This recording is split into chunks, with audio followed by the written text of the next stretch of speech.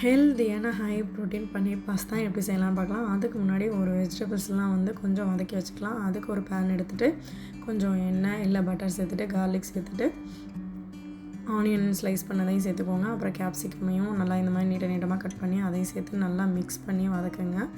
அப்புறம் 100 கிராம் பன்னீர் சேர்த்து அதையும் நல்லா வதக்கிட்டு அப்புறம் கொஞ்சம் உப்பு சேர்த்துக்கோங்க.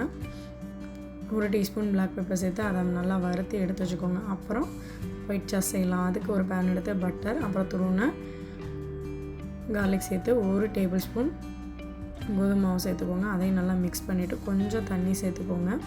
சீஸ் சேர்த்துட்டு நல்லா மிக்ஸ் பண்ணிவிட்டு கொஞ்சோன்னு மிளகு உப்பு அதெல்லாம் சேர்த்து நல்லா மிக்ஸ் பண்ணிங்கன்னா இந்த மாதிரி வந்து நல்லா க்ரீமியாக வந்துடும். ஸோ இதில் வந்து சில்லி ஃப்ளேக்ஸு ஒரிகனோ அதெல்லாம் சேர்த்துட்டு அப்புறம் நம்ம பாயில் பண்ணி வச்சுருக்க அந்த பாஸ்தாவையும் சேர்த்துட்டு நல்லா மிக்ஸ் பண்ணிக்கோங்க. அதை நல்லா மிக்ஸ் பண்ணோன்னே அந்த வெஜிடபிள் இருக்கு இல்லையா அதையும் நல்லா மிக்ஸ் பண்ணி ஒன்று சேர வதக்குனிங்கன்னா அவ்வளோதாங்க டேஸ்டியான எம்மியான பாஸ்தா ரெடி. அதை கண்டிப்பாக ட்ரை பண்ணி பாருங்கள்.